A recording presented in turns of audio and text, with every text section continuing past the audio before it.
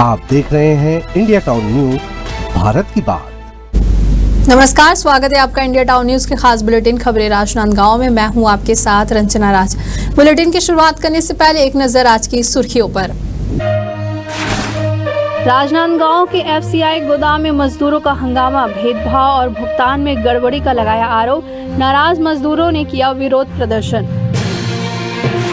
राजनांदगांव के रानी सागर तालाब में हुआ हादसा, तालाब में पैर फिसलने से 70 वर्षीय बुजुर्ग की हुई मौत। मृतक राजनांदगांव के चिखली निवासी बताया जा रहा। जुड़वा छाबड़ा बहनों का कमाल, सीबीएसई 10वीं बोर्ड में छाई जुड़वा बहनें। निमृत ने 97% हासिल कर जिले में प्राप्त किया दूसरा स्थान। राजनांदगांव में स्टैंड अप कॉमेडी शो बना विवाद का केंद्र, अश्लीलता के आरोप में बजरंग दल का हंगामा, आयोजकों के खिलाफ एफआईआर की मांग। 7 साल के आलोक वर्मा बने बाल आरक्षक, बेमेतरा एसएसपी ने सौंपा अनुकंपा नियुक्ति पत्र। देखकर लोग हुए भावुक। 3 मार्च को आरक्षक का हुआ था आकस्मिक निधन। सूर्या के पीएम श्री स्वामी आत्मानंद स्कूल में समर कैंप का आयोजन, छात्रों ने कला में दिखाया अद्भुत हुनर। ग्रीटिंग कार्ड और फोटोग्राफी में भी बेहतर प्रदर्शनी। देश भर में बिजली की बढ़ती खपत और संसाधनों की सीमित उपयोग को ध्यान में रखते हुए केंद्र सरकार ने एक व्यापक बिजली जागरूकता अभियान की शुरुआत की है। इस अभियान का उद्देश्य आम नागरिकों को बिजली बचत के प्रति जागरूक करना और वैकल्पिक ऊर्जा स्रोतों, खासकर ऊर्जा के उपयोगों को प्रोत्साहित करना है। सरकार के द्वारा सभी राज्यों को निर्देश दिए गए हैं कि वे ग्रामीण और शहरी क्षेत्रों में लोगों को यह संदेश पहुंचाए कि बिजली हमारे जीवन के लिए कितना जरूरी है और इसे कैसे बचाया जा सकता है। इस अभियान के तहत लोगों को ऊर्जा संरक्षण के उपयोग की जानकारी भी दी जा रही है। अब स्थिति यह है कि घरों से लेकर बड़े बड़े इंडस्ट्री पार्क तक में सौर ऊर्जा का उपयोग बढ़ने लगा है। लोग अपने घरों में सोलर प्लेट लगाकर बिजली की बचत कर रहे हैं और बिजली बिल शून्य आ रहा है। इसी संबंध में राजनांदगांव कलेक्टर ने मीडिया से बातचीत करते हुए जानकारी साझा की है।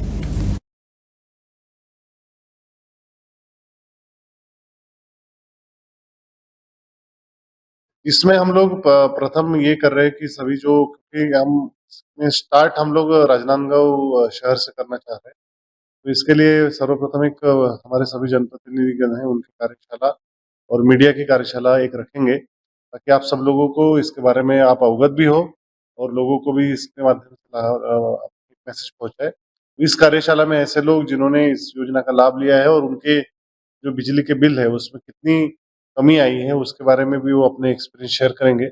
शीघ्र ही प्लान है, एक बार महापौर चलिए बढ़ते अगली खबर की ओर, जहां डोंगरगढ़ शहर के खालसा पब्लिक स्कूल की मेधावी जुड़वा बहनें निमृत कौर छाबड़ा और सिमरत कौर छाबड़ा ने सीबीएसई कक्षा 10वीं बोर्ड परीक्षा में शानदार प्रदर्शन कर डोंगरगढ़ शहर का नाम रोशन किया है। छात्रा निमृत कौर ने 97% अंक हासिल कर जिले में दूसरा स्थान प्राप्त किया, जबकि सिमरत कौर ने 93% हासिल किया है। दोनों बहनें न केवल स्कूल बल्कि जिले के लिए गर्व का विषय बन गई है। पिता सनी छाबड़ा और माता खुशबू छाबड़ा की दोनों बेटियां प्रारंभ से ही पढ़ाई में होनहार रही है। फिलहाल दोनों बहनें इंदौर में रहकर जेईई की तैयारी कर रही हैं और अपने भविष्य के सपनों को साकार करने में जुटी हुई है। बेटियों के इस उपलब्धि पर परिजनों, स्कूल और प्रबंधन और मित्रों ने उन्हें बधाई दी है। वहीं स्कूल के शिक्षकों का कहना है कि यह सफलता उनकी कड़ी मेहनत, अनुशासन और निरंतर प्रयासों का ही परिणाम है।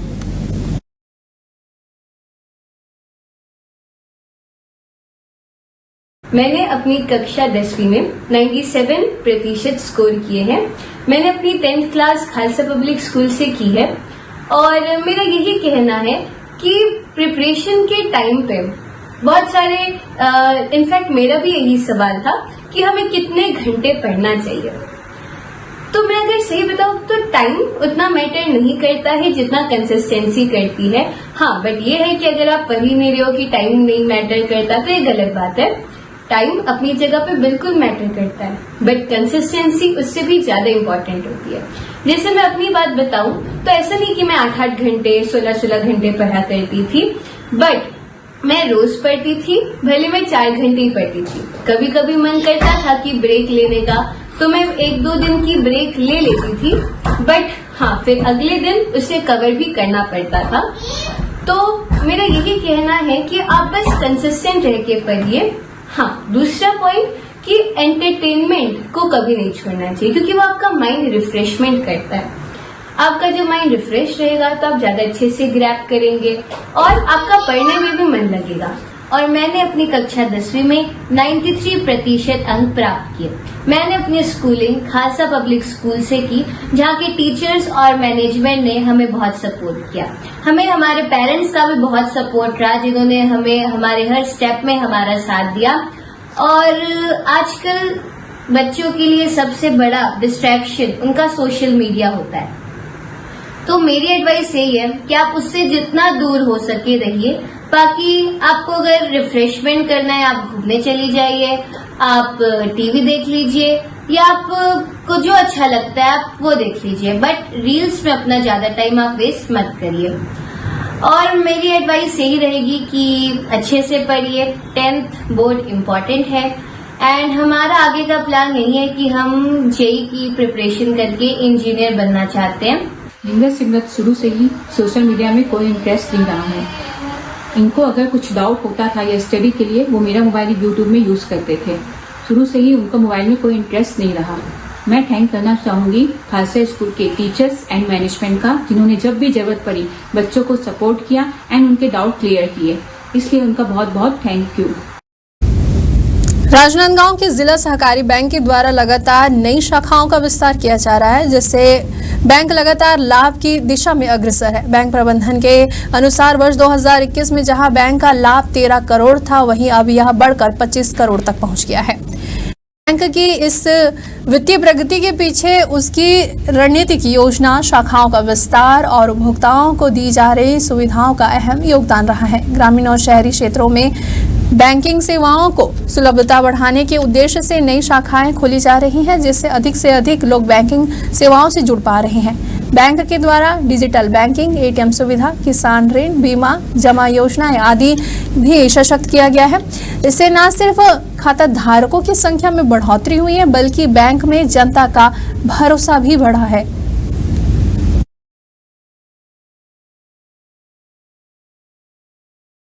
देखिए, बैंक अच्छा काम कर रही है। भारतीय रिजर्व बैंक के जितने दिशा निर्देश हैं और नाबार्ड के जितने दिशा निर्देश हैं, उनका पालन करते हुए बैंक काम कर रही है। शाखाओं का विस्तार भी हुआ है, एटीएम भी हमारे पास में है, माइक्रो एटीएम भी हमारे पास में है। और हम जो नए ज़माने के निजी क्षेत्र के और पब्लिक क्षेत्र के जो बैंक है, उनसे कंपटीशन करते हुए अच्छा काम करने की कोशिश कर रहे हैं। और इसी का परिणाम है कि लगातार जो बैंक है लगातार लाभ अर्जित करते जा रही है। अब 31 मार्च 2021 की स्थिति देखें तो उस समय लगभग बैंक का शुद्ध लाभ 13 करोड़ था, जो ग्रेजुअली बढ़ते बढ़ते आज 31/3/2025 की स्थिति में 21 करोड़ 25 लाख रुपए का शुद्ध लाभ बैंक को हुआ है। ऐसे तो बहुत सारे पैरामीटर्स होते हैं बैंक के लाभ के बारे में बताने के लिए। हमारा सकल लाभ होता है, तो उस सकल लाभ में से हमको बहुत सारे प्रावधान करने पड़ते हैं जो भारतीय रिजर्व बैंक ऑफ इंडिया ने कहा है। उन समस्त प्रकार के प्रावधानों को करने के बाद में बैंक का लाभ 21 करोड़ 25 लाख रुपए आया है, जो कि बैंक के लिए अच्छी बात है। और बैंक लगातार प्रयास करेगा और इस प्रॉफिट को लगातार बढ़ाएगा। बेमेतरा में सामाजिक एकता और समरसता को बढ़ावा देने के उद्देश्य से जिला स्तरीय कलार समाज भवन का भव्य लोकार्पण और सम्मान समारोह का आयोजन टाउन हॉल में किया गया। इस अवसर पर दुर्ग लोकसभा सांसद विजय बघेल, बेमेतरा विधायक और नगर पालिका अध्यक्ष ने भवन का विधिवत उद्घाटन किया। वहीं नवनिर्मित कलार समाज भवन समाज के लोगों की एकता, संगठन और सांस्कृतिक गतिविधियों का केंद्र बनेगा। कार्यक्रम में जनप्रतिनिधियों के साथ साथ समाज के वरिष्ठ जनों और युवा कार्यकर्ताओं ने भी भाग लिया। समारोह के दौरान कलार समाज के पंच, सरपंच और जनपद प्रतिनिधियों को शील्ड और प्रमाण पत्र भेंट कर सम्मानित किया गया। छुरिया के PM Shri Swami Atmanand high school में 12 मई से 21 मई तक शाला स्तरीय समर कैंप का आयोजन किया गया, जिसमें छात्रों ने अपनी कला और हुनर का शानदार प्रदर्शन किया है।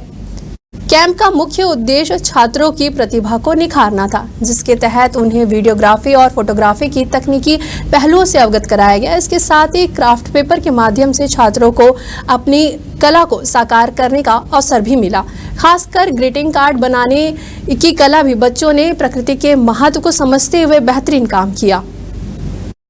राजनांदगांव शहर के रानी सागर तालाब में एक 70 वर्षीय बुजुर्ग की डूबने से मौत की खबर सामने आई है। प्रत्यक्षदर्शियों के अनुसार बुजुर्ग व्यक्ति मुंह धोने के लिए तालाब में उतरा था, तभी अचानक पैर फिसलने से यह हादसा हो गया।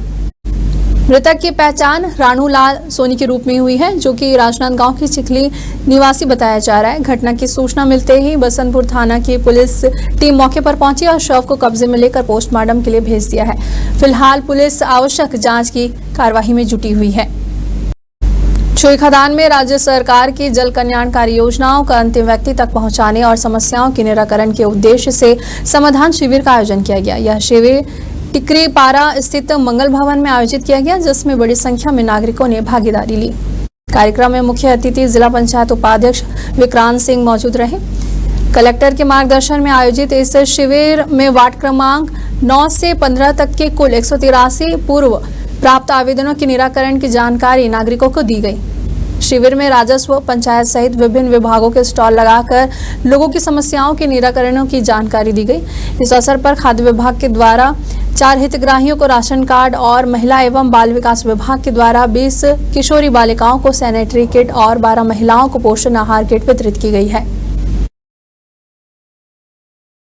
देखिए, अभी वर्तमान में जो गर्मी पड़ रही है उसमें न केवल शहरी क्षेत्र, ग्रामीण क्षेत्रों में भी पेयजल का संकट तो गहराया है। आने वाले समय में हमें पेयजल के लिए एक जन जागरूकता अभियान चलाने की आवश्यकता है। तात्कालिक रूप से हमारी सरकार इस मामले को लेकर बड़ी संवेदनशील है। पीएचई विभाग को और ग्राम पंचायतों को उसके लिए राशि दे दी गई है। जिन पंचायतों में पेयजल को लेकर संकट है वो खुद बोर खनन के लिए उनको राशि दी गई है। और पीएचई को लेकर भी माननीय विभागीय मंत्री और माननीय मुख्यमंत्री जी ने बैठक रखी हुई है। और आने वाले समय में जो अगला वर्ष होगा उसमें जो समस्या इस बार हम सबको सामना करना पड़ रहा है उसका सामना ना करना पड़े, उसकी तैयारी को लेकर भी एक अच्छा खासा बजट प्रदेश सरकार की तरफ से जारी किया गया है। राजनांदगांव के एफसीआई यानी कि भारतीय खाद्य निगम के गोदाम में बड़ी संख्या में हमाल मजदूरों ने कार्यस्थल पर विरोध प्रदर्शन करते हुए हंगामा किया। मजदूरों का आरोप है कि गोदाम प्रबंधन के द्वारा श्रमिकों के साथ भेदभाव किया जा रहा है और उनकी मेहनत का उचित मेहनताना नहीं दिया जा रहा है। प्रदर्शन कर रहे मजदूरों का कहना है कि गोदाम में कुल 300 हमाल श्रमिक पंजीकृत हैं, जिनमें सिर्फ रेगुलर श्रमिकों को ही कार्य करने के लिए अंदर बुलाया जा रहा है। मजदूरों के अनुसार 16 गैंग में कुल 58 श्रमिक है, लेकिन उनमें से कुछ चुनिंदा लोगों को ही काम दिया जा रहा है। मजदूरों ने यह भी आरोप लगाया है कि प्रति बोरा के हिसाब से मजदूरी देने में भी भारी अनियमितता बरती जा रही है। एक ही प्रकार का कार्य करने के बावजूद कुछ श्रमिकों को ज्यादा तो कुछ को कम पैसों का भुगतान किया जा रहा है। मामले में मजदूरों ने चेतावनी दी है कि अगर उनकी मांगे जल्द ही नहीं मानी गई तो वे अनिश्चितकालीन हड़ताल पर जाएंगे। इनको ड्यूटी पर नहीं लिया जाएगा तब तक ये धरना जारी रहेगा। और हमारा निवेदन है आपके माध्यम से, जिला प्रशासन से हमारा निवेदन है कि समस्या को सुलझाया जाए। बहुत ज्यादा समस्या नहीं है, 2 ही समस्या है। जैसे पूरे श्रमिक काम पर थे उनको काम पर लिया जाए और जिस तरह 12 गैंग के श्रमिकों को वेतन मिल रहा है ठीक उसी तरह सभी गैंग के मजदूरों को एक समान जो वेतन दिया जाए। जो सामान्य वेतन सामान्य काम कट्टे वही 50 किलो के रहते, हम लोग भी बोरे, हम लोग भी वही बोरे, लेकिन हमारे साथ ऐसा दुर्व्यवहार क्यों?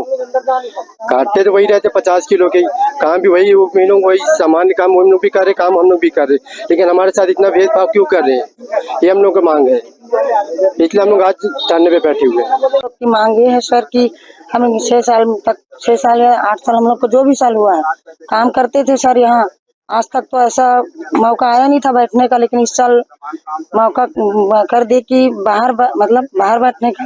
जितना हम लोग 48 झोंक थे सर, 58 झोंक सभी वर्कर को लिए जाए काम पे, ऐसा बोल के हम लोग बोल रहे हैं साहब को, मैनेजर सर को, लेकिन मैनेजर सर बोल रहे हैं कि नहीं 32 ही झोंक को लेंगे। तो 32 झोंक में कहाँ, और प्लस लूंगा भी बोलता है तो 16 हाजिरी बोलते हैं सर, तो 16 हाजिरी में हमारे घर गृहस्थी तो नहीं चलेगी सर।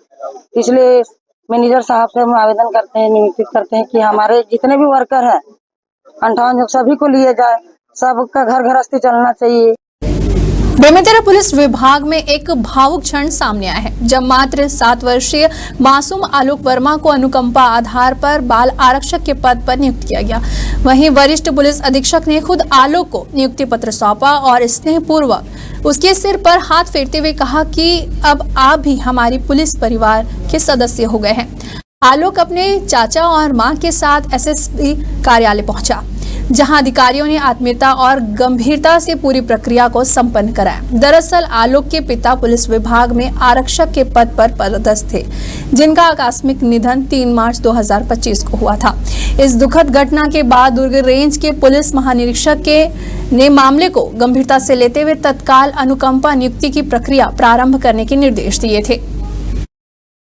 स्वर्गीय आरक्षक संदीप वर्मा के आकस्मिक निधन हो जाने से उनकी पत्नी द्वारा जो है अपने पुत्र आलोक वर्मा को बाल आरक्षक के पद पर नियुक्त करने हेतु एक आवेदन प्रस्तुत किया गया था, जिसके तहत जो है उनको अनुकंपा नियुक्ति प्रदान करते हुए बाल आरक्षक के पद पर नियुक्ति प्रदान की गई है।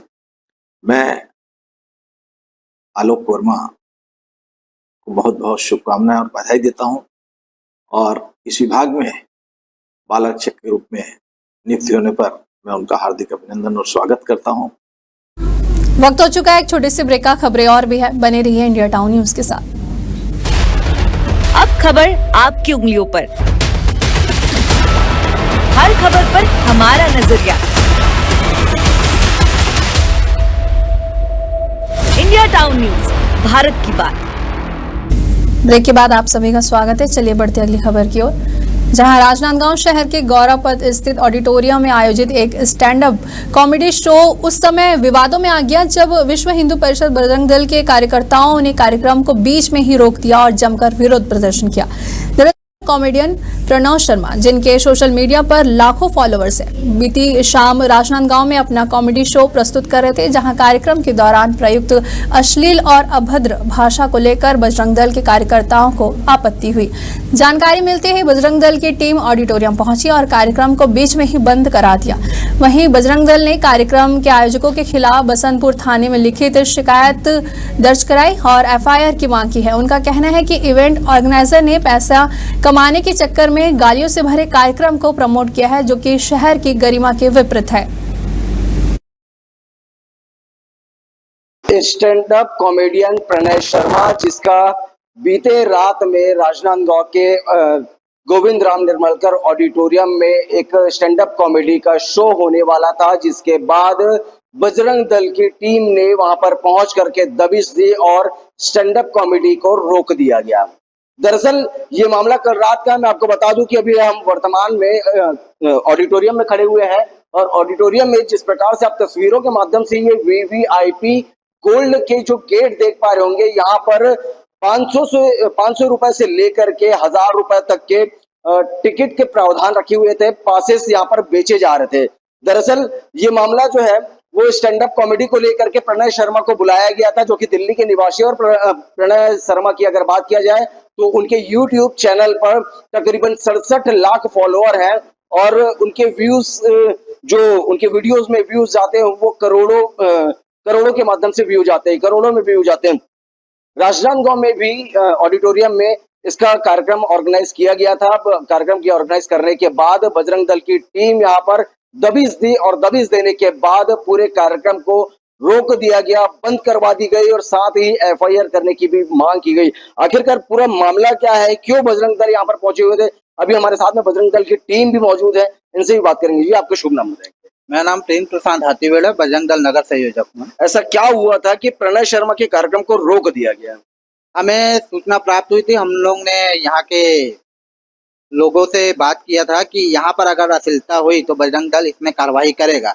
और आधे घंटे बाद हम लोग के पास सूचना प्राप्त हुई कि यहाँ पर अश्लील भाषाओं का उपयोग किया जा रहा है, जिसमें माँ बहनें भी बैठी हुई थी, बहुत से लोग बैठे हुए थे।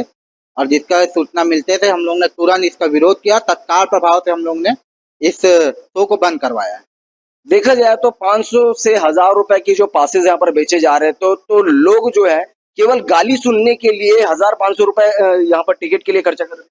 हाँ, ये हम लोग को कल शाम को 7 बजे ये जानकारी मिली कि ये स्टैंड अप कॉमेडी करके कार्यक्रम हो रहा है राजनांदगांव में।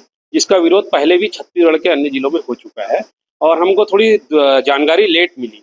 हमको जानकारी मिलते ही हम लोग जो ऑर्गेनाइजर थे उनका कांटेक्ट नंबर अरेंज किए और हम लोग फ़ोन लगाए थे और उनको बोले कि एक कार्यक्रम का हम लोग विरोध करते हैं। तो उन्होंने हम लोग को आश्वासन दिया कि यहाँ अश्लीलता वाली ऐसी कोई बात नहीं कही जाएगी। तो हमने बोला कि अगर हमको एक शब्द भी ऐसा सुनाई दिया तो हम लोग तुरंत पहुँच जाएंगे। थोड़ी देर पास यहाँ उपस्थित कुछ दर्शक और हमारे समवैचारिक मित्र भाई लोग हैं, उन लोगों ने हम लोग को सूचना दिया कि यहाँ पर कम से कम 5 मिनट में 10 बार तो गाली बक चुका है बिया करके, और उन्होंने ऑडियो वीडियो भी उस टाइम हमको दिखाए थे। तो हम लोग तुरंत आए, तब कोई ऑर्गेनाइजर यहाँ पर बाहर आने को तैयार नहीं हो रहा था, एक दूसरे के ऊपर बात कर रहे थे उन लोग।